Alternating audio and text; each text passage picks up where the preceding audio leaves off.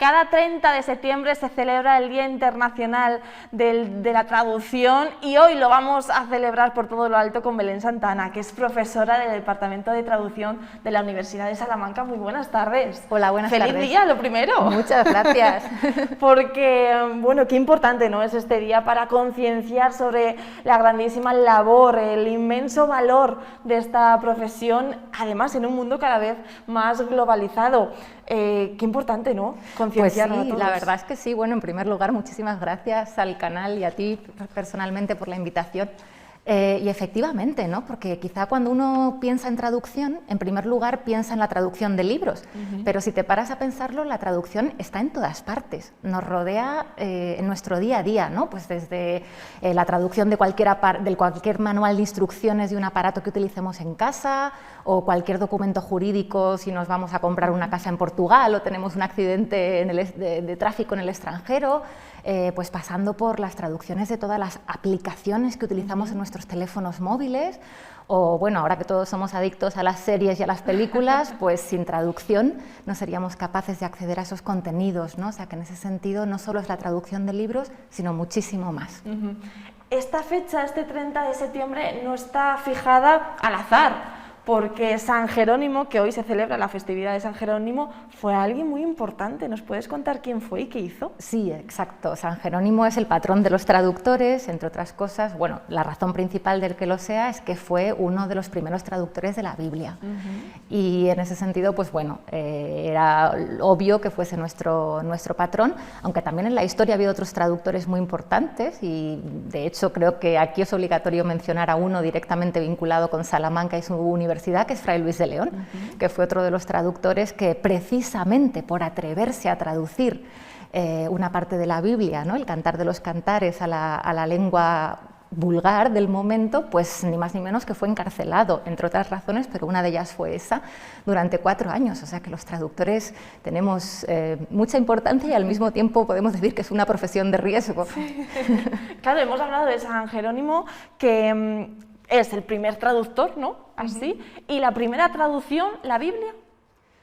Bueno, la primera traducción, yo no me atrevería a decir exactamente que cronológicamente fuera la primera, pero la primera en orden de importancia seguro, lógicamente, ¿no?, porque es el libro por antonomasia, ¿no?, que luego a la vez ha dado lugar a muchas más traducciones, y luego debemos recordar que ya no es solo la traducción de la Biblia, sino que puedes traducir cualquier otro texto, desde una noticia de periódico hasta una película de cine en la que hay alguna alusión a algún pasaje de la Biblia, ¿no?, con lo cual no solo tienes que traducir de la lengua que sea, en este caso al castellano, sino también tener la referencia cultural, porque es muy importante recordar que traducir no es solo traducir entre lenguas, ni traducir palabra por palabra, sino que traducimos entre culturas, entre mundos culturales distintos.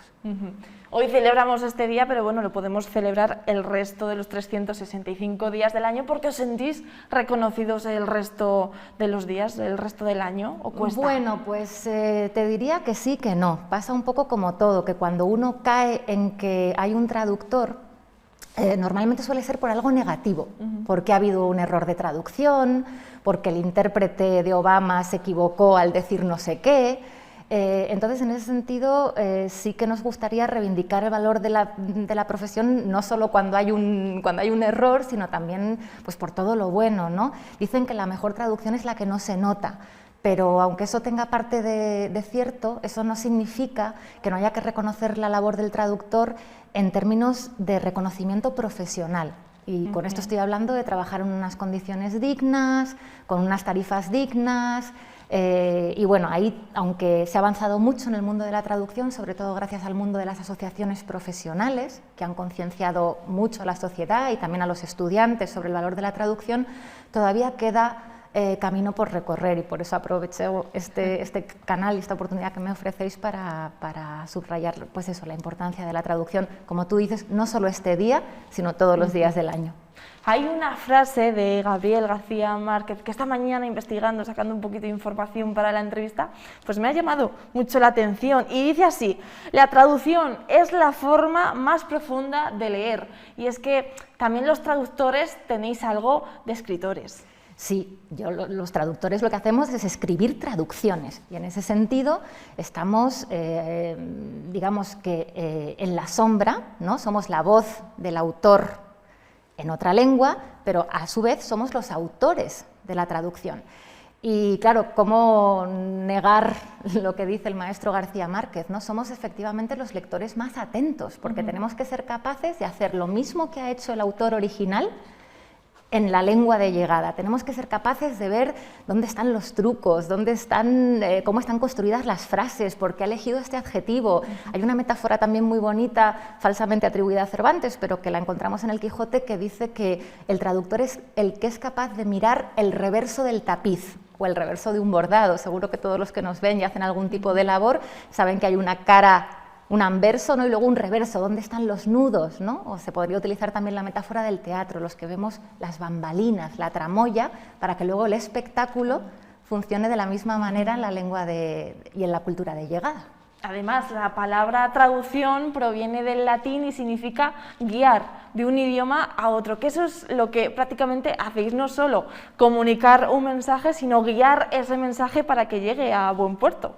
Sí, de hecho hay otras lenguas, como por ejemplo en alemán, donde la palabra traducción viene de otra raíz, que no es la latina, y ahí la alusión es directa a el que cruza entre dos orillas, el barquero que traslada un mensaje, un paquete, un equipaje, de una a otra orilla. Y ahí debemos siempre, como decía antes, recordar que no solo se trata de traducir palabra por palabra, no basta un diccionario, no basta un traductor automático, que están ahora tan de moda, que en un momento dado nos puede servir para salir de un apuro, pero si queremos trasladar el mensaje en toda su plenitud, en todas sus dimensiones y con todos sus matices, hace falta formarse para ello.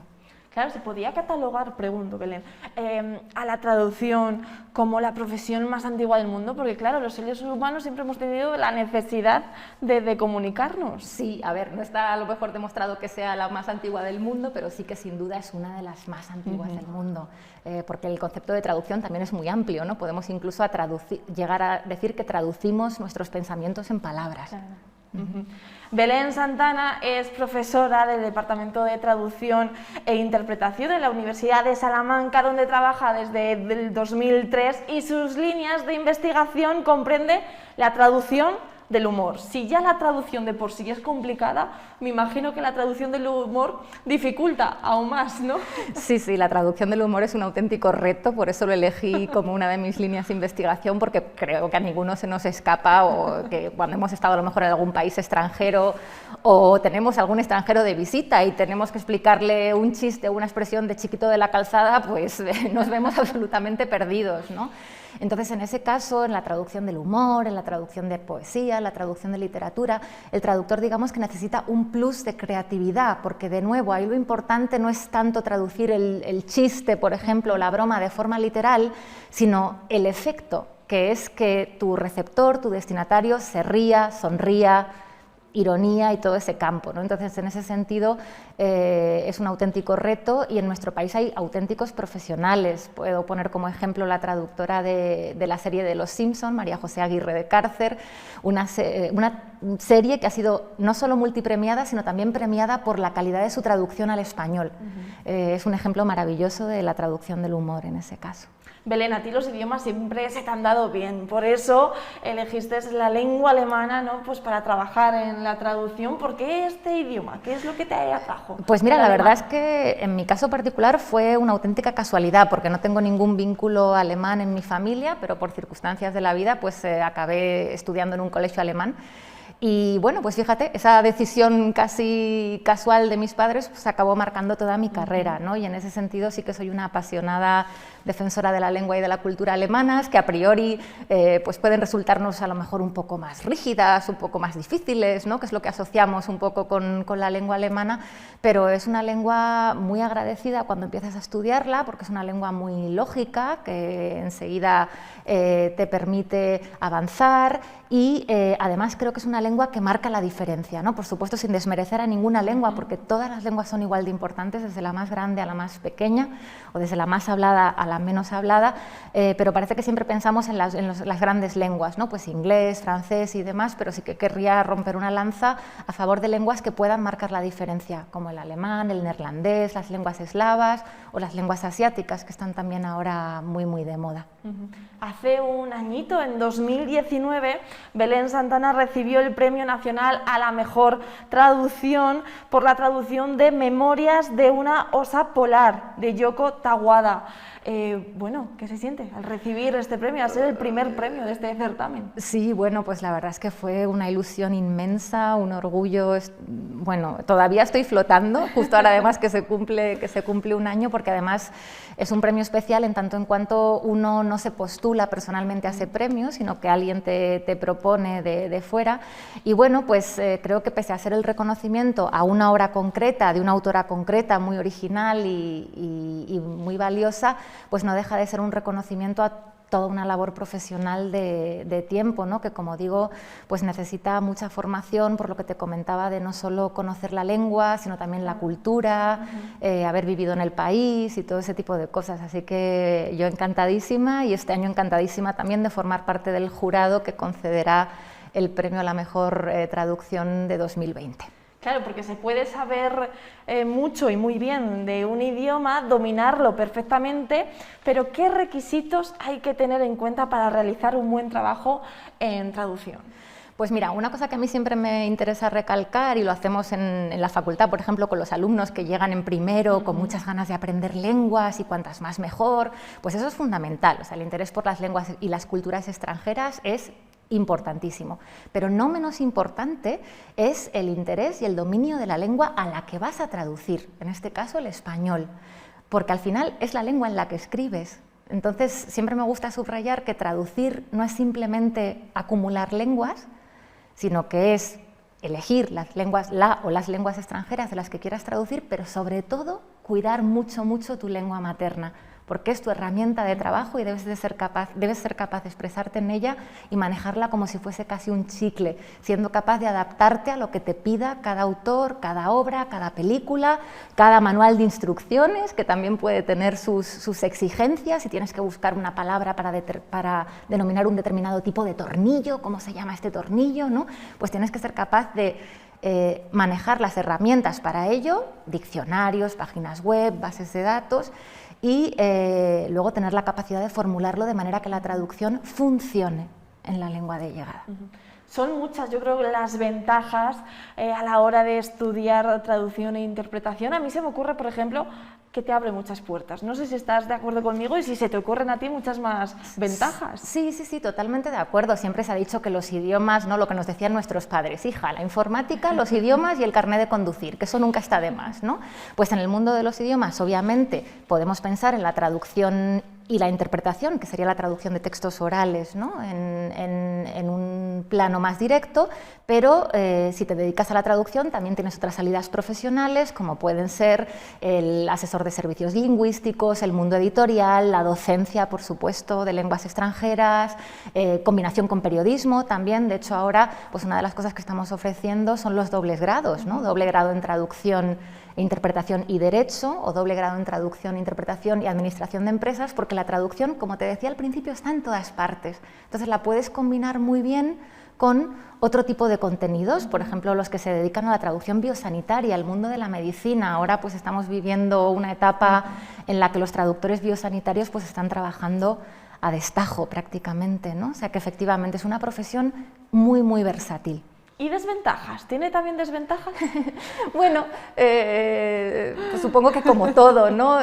Quizá podría pensar, depende un poco del carácter de cada uno. Muchos traductores son autónomos o freelance, trabajan en casa, entonces los hay a los que les gusta mucho eso de trabajar en pijama y con el gato y sin tener que verle la cara al jefe, ¿no? Desventajas, pues que pasas muchas horas al ordenador, eso quizá la espalda lo sufre, pero la verdad es que desventajas no se me ocurren muchas. La tecnología y la innovación ha irrumpido en todos los sectores y en la traducción también. ¿Cómo os ha afectado estas nuevas tecnologías, de algún modo? Evidentemente, sí, la tecnología en el mundo de la traducción ha venido para quedarse, eso es un hecho, y creo que es un hecho que tenemos que ver como una oportunidad, no como una desventaja.